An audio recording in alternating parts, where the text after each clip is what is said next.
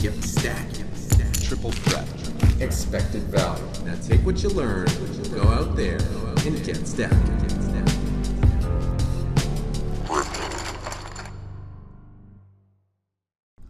What up, Gripsters and random YouTubers? Evan here for Grips.com. Continue with part 2 of Edvin's MTT review.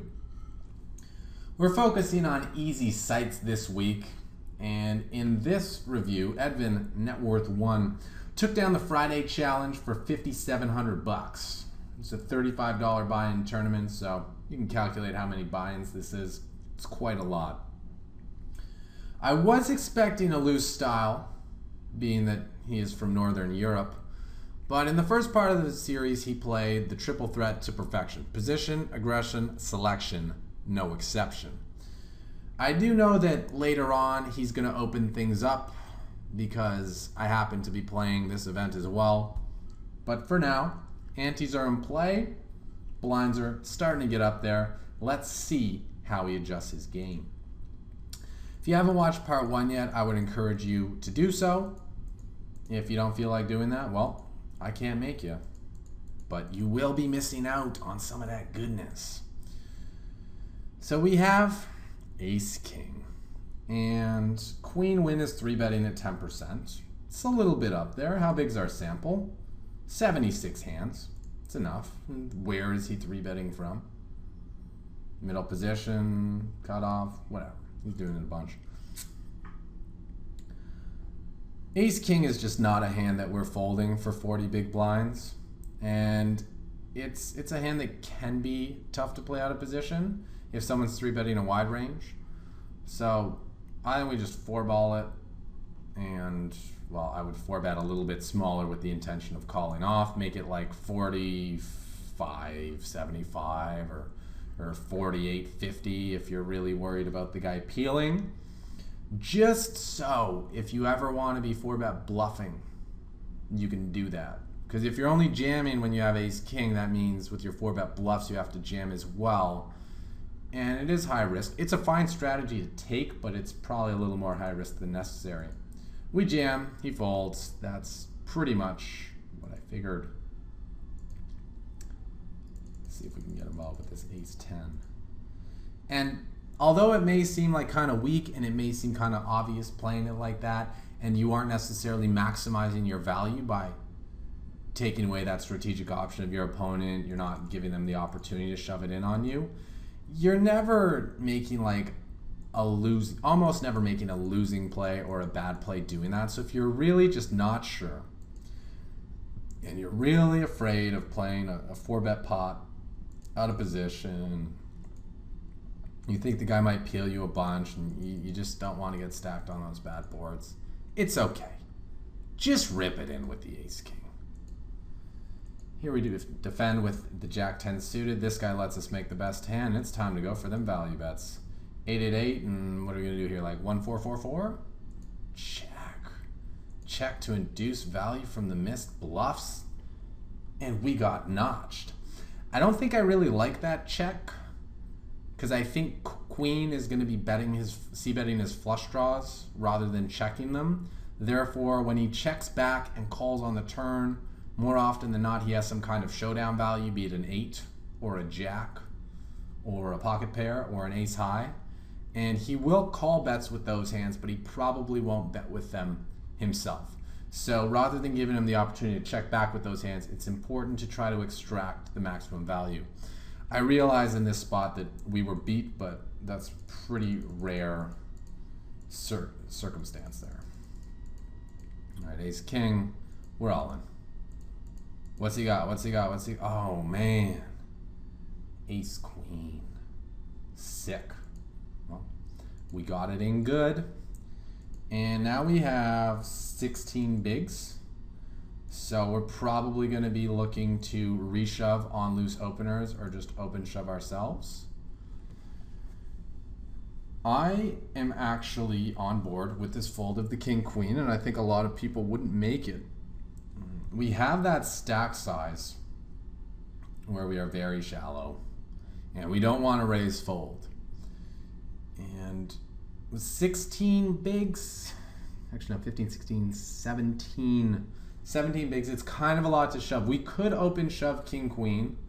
I think it may be profitable into this many players, but it's just really high variance. Like, we're going to run into a real hand a decent amount of the time and be getting it in as a 2-to-1 dog for a tournament, which we don't have to do, and we can just be patient and wait for jacks. This is some this is some pretty wild action. Actually, I gotta check the notes to see if there's anything about this. Okay. He thinks that the small blind is really strong here and doesn't think he would 3-bet to this size in the spot with tens, and I kind of agree. The 3-bet stat is very high on this guy at 14%, but if you put it in context of the situation, the tight guy with the short stacks opening under the gun for pot, and this guy's like min-clicking him. He's just not bluffing. So I back the fold. Against the first guy, I'd want to see us run the cards, even though he is on the tighter side.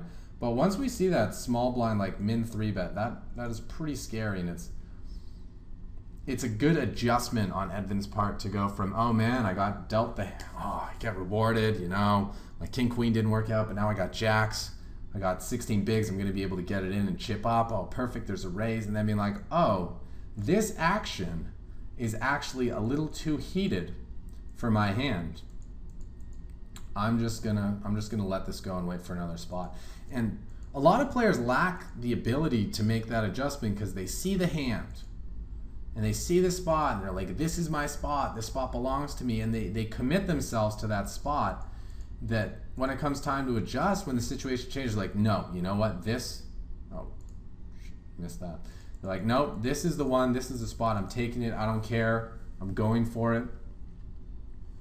Even though it has gone from what was a good spot to being a bad spot. And it's important to just take a few breaths in those situations, reevaluate in light of the new information to decide if it's still a good spot or if things have changed and it's not worth taking anymore.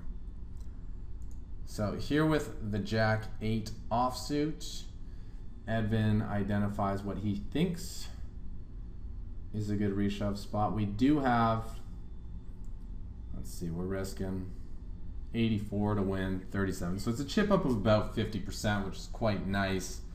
And these guys are looking at calling 8K into 12, so they need about 40%.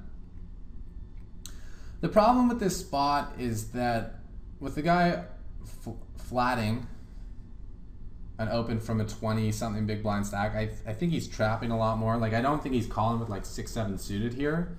He probably has like at least like king queen or king jack suited or like a pair of sevens, and I don't really expect him to be folding then to a reshove.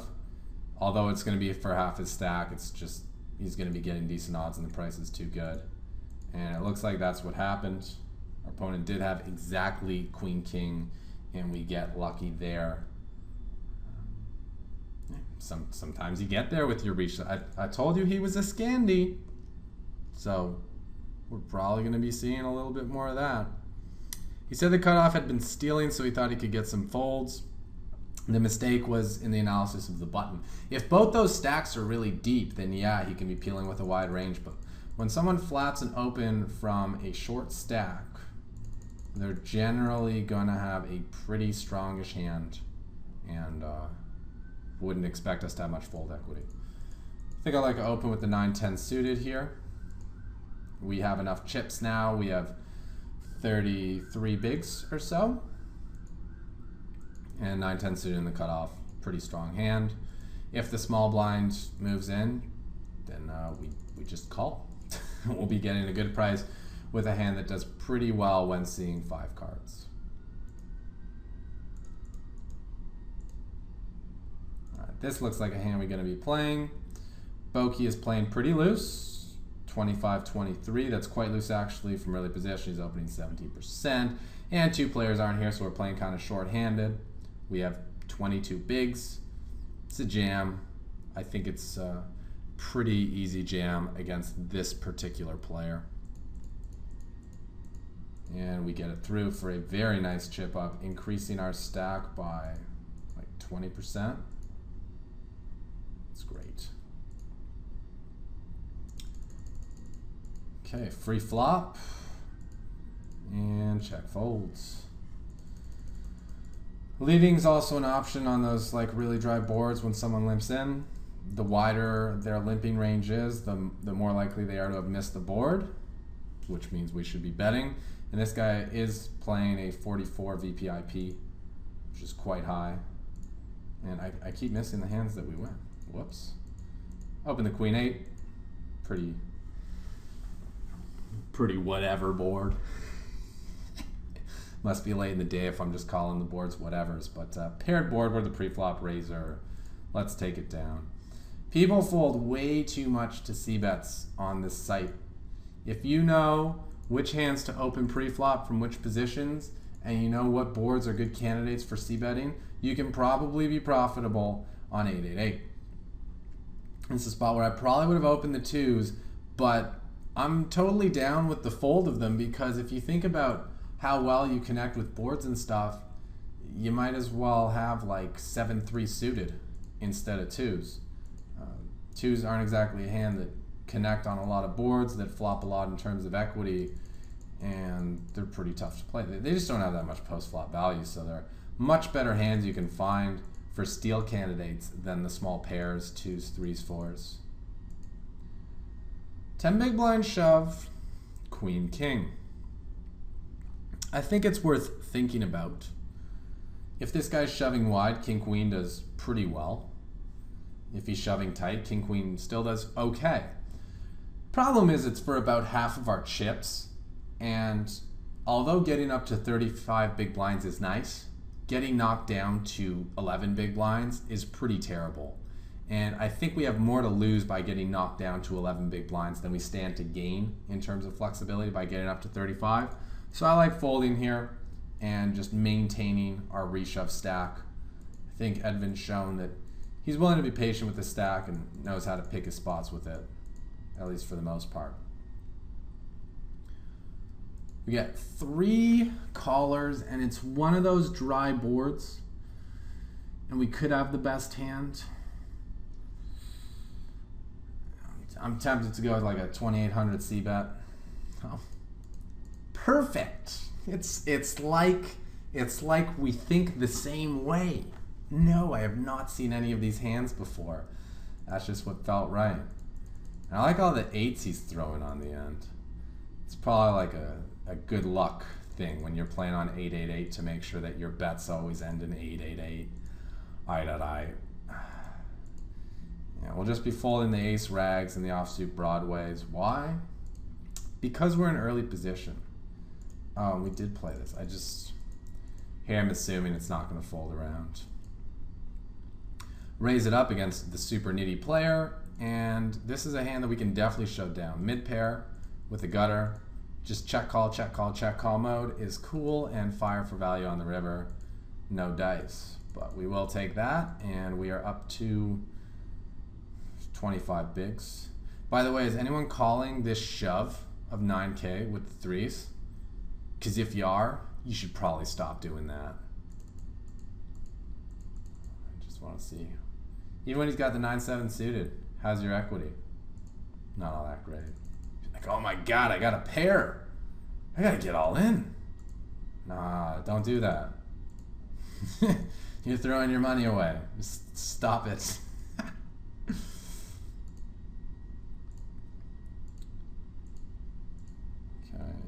I was going to say, this is the stage where we can start ramping things up with the stealing. This is a pretty sweet blind level. But we're just pretty card dead. Everyone's still deep enough. These 8s versus the initial shove, I think could be a call. He's shoving 10, 13 bigs from mid position. I think he can have enough small pairs that calling with 8s is fine. Once G-Torm calls though, folding, I would have thought became the right play, but Edvin decides he's still going to go for it.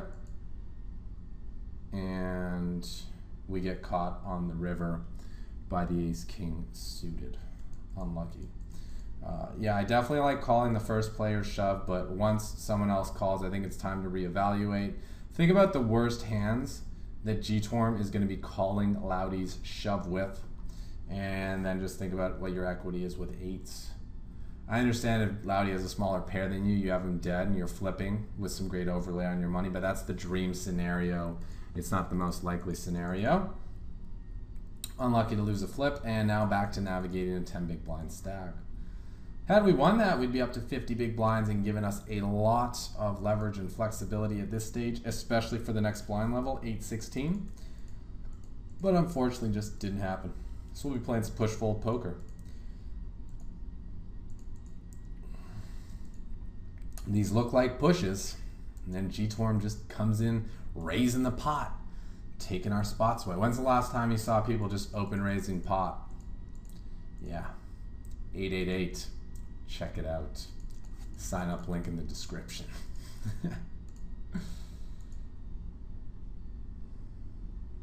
Oh, sorry about that. My replayer froze up. We will be jamming with ace-9 suited. Taking down, increasing our stack 50%. No showdown. Oh, we took it with the jack-6. I do not like this shove. Let's see if the notes say anything. He says, J6 suited with 7.5 BB. Could have waited for a better hand, I think. That is correct. We make the jam and run into something worse than our hand on the river. Aces. What a catch by this kid. Nice hand. To be fair, I know that it was late over in Sweden. This tournament starts at like 3 p.m. my time, which means it starts at 9 p.m. Sweden time. So it's probably pretty late when this was going on. Our boy Edvin was probably pretty tired. But I railed this thing to the end, and I'll tell you that he brings out some real sick game in the closing stages. So don't tune out just because you saw one crazy shove and one crazy reshove. There's plenty of goodness in this video. So that ace-9 could have been a shove if folded to, but it wasn't folded to us, clearly. And this king-9 suited is a hand that we could definitely reshove. This guy's going to be opening a lot on the button. In fact, we can even check what his button open is, 50%, but on a small sample. But his full to 3 bets 100%. And king-9 suited is really good for sucking out. Plus, there will be 30K in the middle. He'll have to call 20K to play. It's not like he's getting 2-to-1. And Edvin takes the reship. Nice. Oh, look who's that on his direct left. It's Gripst. I make a pretty nice run in this tournament as well. I think it finishes with me getting 2-outed. Seems to be how I was losing tournaments around this time. Ace King open shoves, totally cool with 15 big blinds. Increasing stack 15%. Basically, if your opponents think you can be raised folding, then you probably want to be min raising with these hands. But if you're on a stack size where you're just never stealing if you min raise, you might as well just open shove, even with your strong hands. And now we'll just get back to good old folding game. Except, see Edvin likes to jam on my big with 15 bigs. I actually think that having the jack with 15 bigs is fine here. It's really hard for me to get a hand I can call with, and even when I do, can still get sucked out on. It's probably on the fringe if it's outside, but you can shove pretty wide blind versus blind because you only have to get through one player. As long as that one player didn't wake up with a hand, you're all good. And ace-5 suited here, stronger hand than the king-9 suited, but we're facing a tighter opening range, therefore we're likely to get fewer folds. And when it comes to reshoving, the likelihood that your opponent is going to fold is much more important than your actual hand strength when you have like a light kind of hand. And you'll, if we play through the hands, you'll see me just opening a bunch of pots. I got very, very loose at this stage of the game, And I hated to do it. I hated to take out one of my own people, but when I got the ace-10 and I'm facing that button shove, I'm calling. His hand was played fine by both of us, but slightly better by Edvin because he won the money. And now he's got 63K to my no K, but I'll build it back up. I always build it back up. My man Grips, he never give up.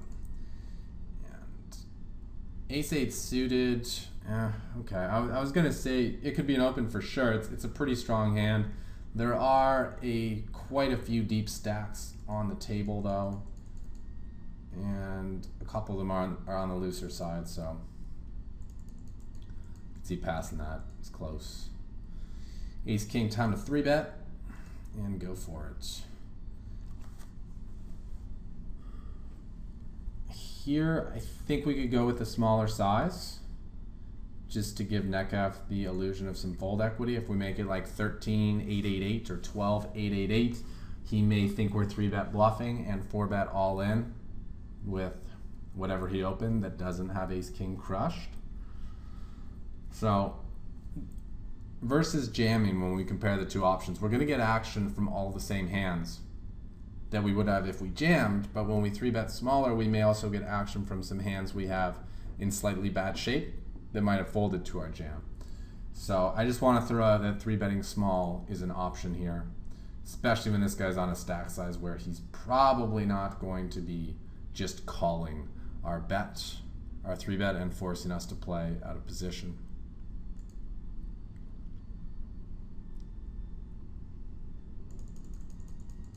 Ace-10, just jam it on Grips. What's he gonna do? He ain't gonna do shit. And these threes. If it was a loose open, we just have too many blinds. Like we have, with 30 big blinds here, we have too many big blinds to reshove. Unless it's like the widest of ranges, like blind versus blind maybe. Or button versus small blind where the guy's opening like 80%. We have too many blinds to reshove. And we don't have enough blinds to set mine. You know, we have 30, but generally you want about at least 40 big blinds if you want to try to set mine on someone. The exception being if you know that someone's only playing aces and kings, then technically you could set mine on 20 big blinds, but that is pretty rarely, if ever, the case. So I like the fold there. And I remember getting a bunch of comments being like, oh man, like how do I play these small pairs in these spots where I have this stack? And people, you just fold. You just don't play them. They're not hands that must be played. It's like, OMG, you got dealt 2 cards of the same rank. Doesn't mean you have to play them. Doesn't mean your hand is necessarily that good. And I like our opens. What are our pot odds here? Not quite 2-1, and that Grips guy is probably shoving pretty tight. I like the fold. I don't remember what I had, but facing an early position open and me being in an early position as well, I can't imagine I was shoving all that wide. The equity might have been there with King 10, like he might have had that 60-40, but with his stack being what it is, he didn't really need to take the gamble. So this one's close. It's only 6 bigs. No need.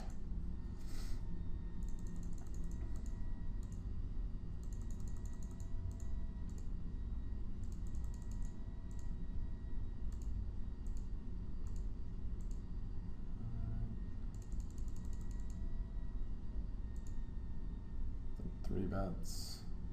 New table. Looks like we got a walk. Even at the 1500 3K level, players are just giving walks and, oh, that Grips guy's back. He's still in the mix.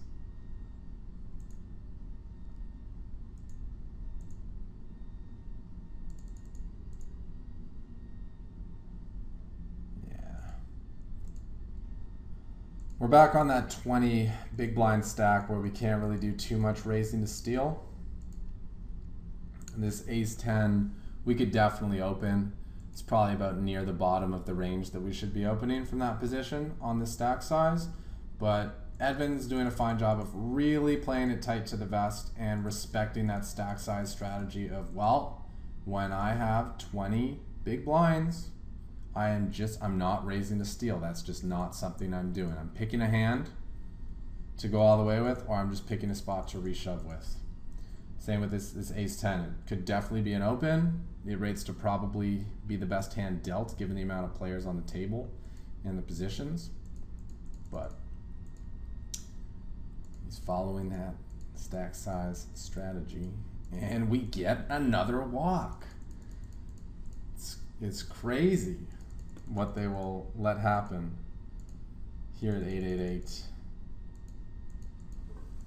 And King 8 suited, I would like an open under normal circumstances, but if these guys are doing a lot of 3-betting and a lot of messing around, totally fine to just wait for a hand that we're willing to go all the way with, like a pair of 10s.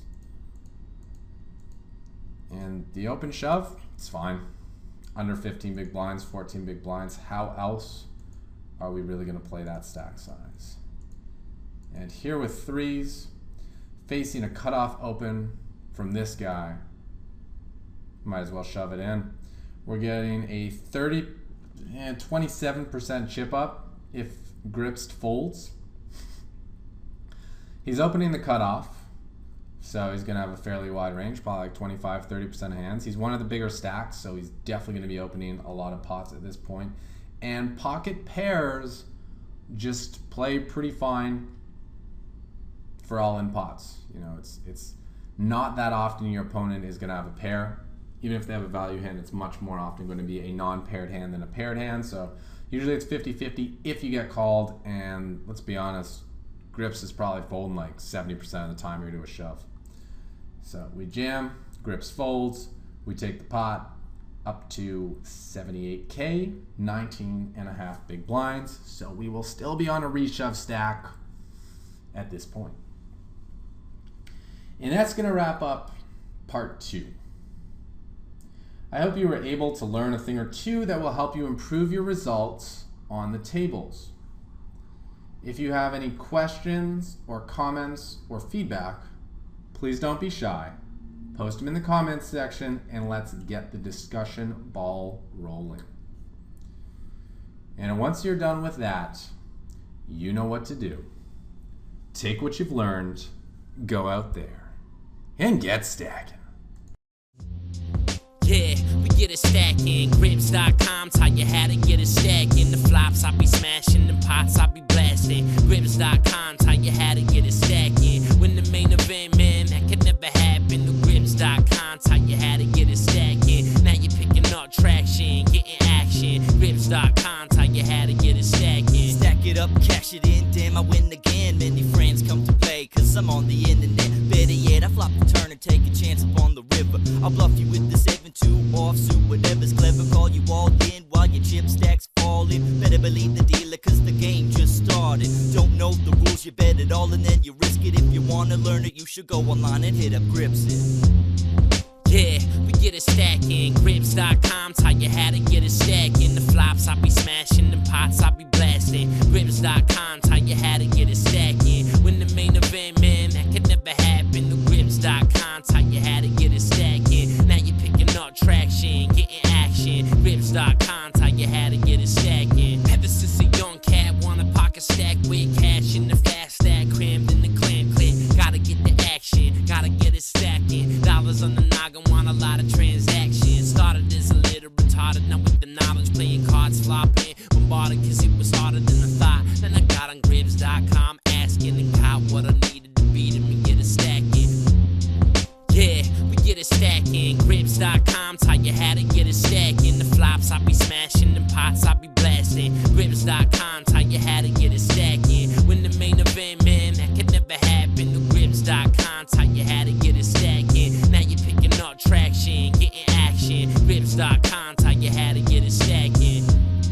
Yeah, we get it stacking. Grips.com taught you how to get it stacking. The flops I be smashing, the pots I be blasting. Grips.com taught you how to get it stacking. When the main event, man, that could never happen. The Grips.com taught you how to get stacking. Now you're picking up traction, getting action. Grips